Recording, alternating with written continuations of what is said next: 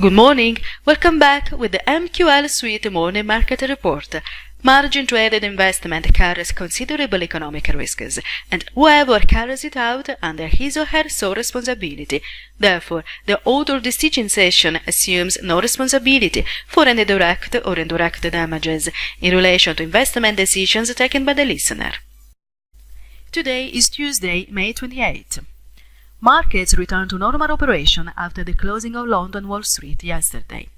A little while ago, in Germany, the measurement of the GfK index, which measures consumer confidence, was announced. The figure for June falls short of expectations to 10.1, a slight decline since the May measure. The figure suggests that household expenditure could contract during the second quarter.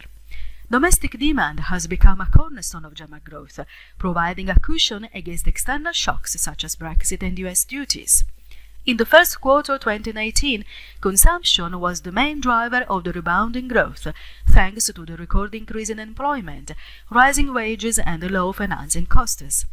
The GfK figure shows that the gap between German consumers' income expectations and their expectations of economic growth is widening.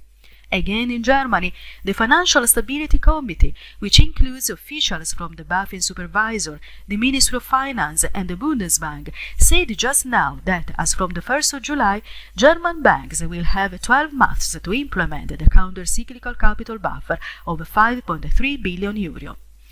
The measure is intended as a precaution, as regulators declare that they see no concrete sign of risk to financial stability, but respond to the growth of loans in Germany, which have recently grown at a rate higher than that of economic expansion as a whole.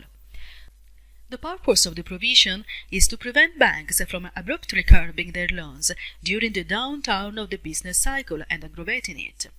The banks have criticized the initiative, faced with a low interest rate environment that makes it more difficult for them to make profits. In the agenda today, the figure of consumer confidence in the United States.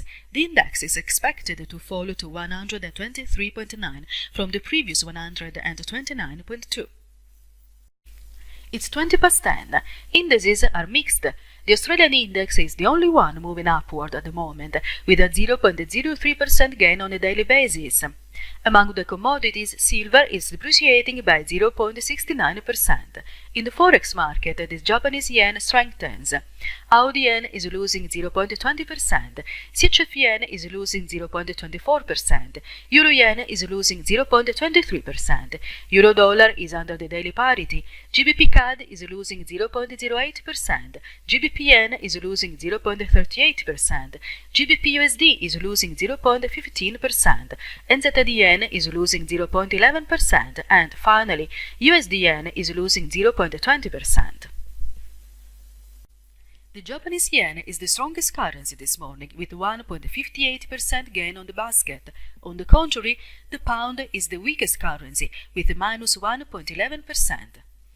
The best performance is recorded by now by NZD CAD, that is earning 0.22%. The worst performance is recorded by GBP yen, that is losing 0.35%. That's all for the moment. If you liked our analysis, please let me like it. I also invite you to register on our channel to stay up to date. Have a nice trading!